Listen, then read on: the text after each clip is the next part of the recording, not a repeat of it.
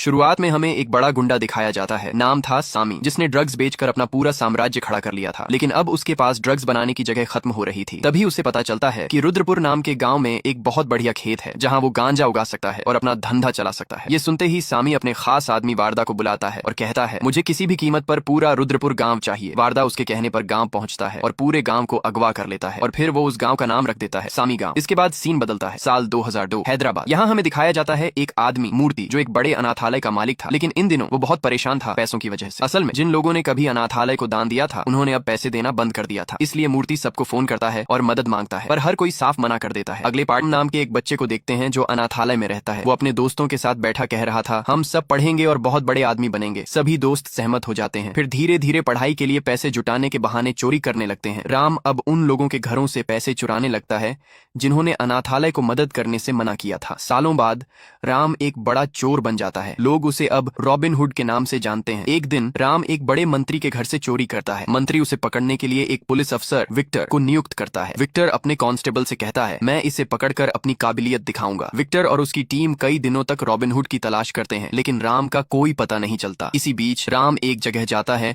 और बहुत सारा सोना चुराता है। इसे बेचने के लिए वह मॉल के बेसमेंट में मीटिंग करता है, लेकिन विक्टर उसकी योजना का पता लगा लेता है और मॉल को पूरी टीम के साथ घेर लेता है। जैसे ही राम को ये बात पता चलती है, वो अपना भेस बदलकर बेसमेंट पहुंच जाता है। वहां राम विक्टर को धोखा देकर सारा सोने का सौदा अपने नाम कर लेता है और पैसे लेकर वहां से भाग जाता है। फिर वो सारे पैसे राम ऑर्फनेज को दान कर देता है। यानी राम आज भी उसी अनाथालय के लिए काम कर रहा था। उधर जब विक्टर को ये पता चलता है कि रॉबिन हुड ने भी उसे धोखा दे दिया, तो वो गुस्से से आग बबूला हो उठता है। वो अपनी टीम पर बरस पड़ता है। इधर राम अपने रूप बदलकर ऐसे ही चोरी करता रहता है और हर बार चोरी का सारा पैसा अनाथालय को दे देता है। उसी दौरान राम एक और चोरी की तैयारी करता है और एक अपार्टमेंट पहुंचता है, लेकिन इस बार विक्टर को भी उसकी अगली चोरी की खबर लग जाती है। उसे पकड़ने के लिए विक्टर अपनी पूरी टीम के साथ उसी अपार्टमेंट पर पहुंचता है और सारे दरवाजे बंद करवा देता है। राम किसी गार्ड के कपड़े और हेलमेट चुरा लेता है और छत की ओर भागता है, लेकिन अब राम बुरी तरह फंस चुका था। उसे पकड़ने के लिए विक्टर खुद छत पर पहुंच जाता है, जहां आमने सामने थे रॉबिन हुड और विक्टी है। सर, ये रॉबिन हुड नहीं है, ये तो राम है जिसने कुछ दिन पहले रॉबिन हुड के खिलाफ चोरी की रिपोर्ट लिखवाई थी। ये सुनकर राम तुरंत बोलता है, सर, मैंने अभी अभी रॉबिन हुड को छत से नीचे भागते हुए देखा है। विक्टर गुस्से से भर जाता है और राम को आखिरी चेतावनी देकर वहां से जाने को कहता है। राम चला तो जाता है, लेकिन विक्टर को शक हो जाता है कि वो कुछ छिपा रहा है। वो अपनी टीम से कहता है, राम पर नजर रखो, वो जरूर किसी बड़ी बात में शामिल है। लेकिन राम उनसे बच निकलता है और सीधे अनाथालय पहुंच जाता है। वहां जाकर वो अपने दोस्तों से कहता है, अब मैं चोरी नहीं करूंगा, अब ईमानदारी से काम करूंगा, क्योंकि अब पुलिस मेरे पीछे है। अगर ऐसा ही चलता रहा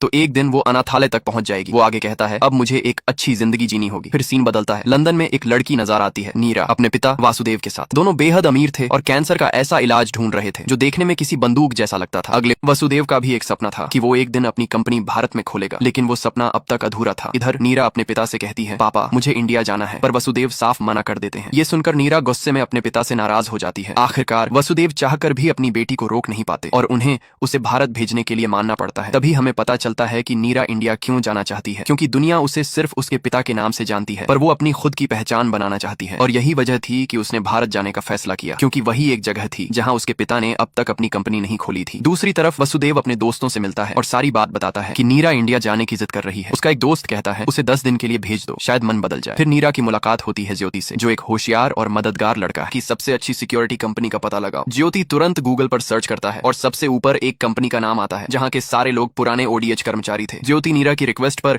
उसी कंपनी को कॉल करता है। कॉल उठाता है कंपनी का ऑनर जॉन। वो अपनी कीमत बताने ही वाला होता है, जो बहुत कम थी, क्योंकि उसे भी लगता था अब कौन रखेगा हम बूढ़ों को सिक्योरिटी में। तभी वहां खड़ा राम ज्योति की बातों के अंदाज से कुछ समझ जाता है। वो झट से जॉन के हाथ से मोबाइल छीन लेता है और बड़े आत्मविश्वास से ज्योति से बात करता है, हमारी फीस है $1,00,000। फिर उसकी रिक्वेस्ट पर ज्योति तुरंत उसके अकाउंट में $1,00,000 ट्रांसफर करता है और कॉल पर बात करते हुए कहता है कि उसे एक प्राइवेट जेट भी चाहिए। राम मुस्कुराते हुए कहता है, अभी तो बस एडवांस लिया है, काम पूरा होने के बाद $1,00,000 और लगेंगे। ज्योति बिना सोचे मान जाता है, लेकिन सामने खड़ा जॉन हैरान रह जाता है, कैसे इतनी आसानी से राम ने सारा मामला सेट कर लिया। इसके बाद राम ज्योति के भेजे हुए पैसों से अपना पूरा लुक बदल देता है। नए कपड़े पहनकर वो नीरा को एयरपोर्ट से लेने पहुंचता है, लेकिन नीरा उसे बिल्कुल इग्नोर करती है और सीधे कार में बैठकर चली जाती है। राम उसके तेवर देखकर समझ जाता है ये लड़की तो पूरी एटीट्यूड की दुकान है, फिर भी वो अपने काम पर फोकस करता है। अगले दिन राम नीरा को इंडिया के हर खूबसूरत जगह पर अगले दिन नीरा रुद्रपुर गांव जाने से पहले हैदराबाद के एक मॉल में जाती है। वहीं जॉन अपने आप को हीरो दिखाने के लिए कुछ नकली गुंडे बुला लेता है ताकि नीरा को बचाकर उसका दिल जीत सके। लेकिन इससे पहले ही सामी के गुंडे और नीरा के दादा द्वारा भेजा गया आदमी वहां पहुंच जाते हैं। राम उन्हें पकड़कर सब सच्चाई जान लेता है। सामी के गुंडे वहां से भाग निकलते हैं,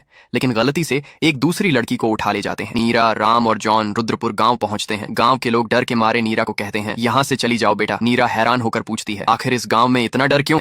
नीरा अपने दादाजी से मिलती है। दादाजी भी वही कहते हैं, तुम यहाँ से चली जाओ, इतनी बड़ी गलती कर दी तुमने। नीरा डर जाती है और राम और जॉन के साथ गांव से भागने लगती है। वर्धा को यह पता चलता है और वह अपने लोगों को भेजता है नीरा को रोकने के लिए। गांव में राम और वर्धा के लोगों के बीच भयंकर लड़ाई होती है। गुस्से में राम भागने की बजाय सीधे वर्धा के पास जाता है। नीरा चौंक कर पूछती है, यह मौत के मुंह में क्यों जा रहा है? राम कहता है, अब मैं पूरे गांव को बचाऊंगा, लोगों को इस यातना में नहीं देख सका। नीरा को राम का यह साहस पसंद आता है। राम वर्धा और उसके सारे लोगों को मार देता है और नीरा यह सब देखती रहती है। अगले दिन वर्धा राम को अकेले मिलने के लिए बुलाता है। वो कहता है, नीरा को इस गांव में 1 हफ्ते तक रोक लो और इसके बदले मैं तुम्हें 5 करोड़ दूंगा। ये सुनकर राम के चेहरे पर खुशी झलक उठती है। उधर नीरा और जॉन को इस सौदे की कोई भनक नहीं थी। घर पहुंचते ही जॉन राम से कहता है, अब हमें हैदराबाद लौट जाना चाहिए। लेकिन राम मुस्कुराते हुए जवाब देता है, नहीं, मैं यहीं 1 हफ्ता रुकूंगा। अब मैं 1 करोड़ 50 लाख नहीं, पूरे 6 करोड़ 50 लाख लूंगा, जिसमें नीरा की फीस भी शामिल थी और वो 5 करोड़ भी जो वर्धा उसे नीरा को रोकने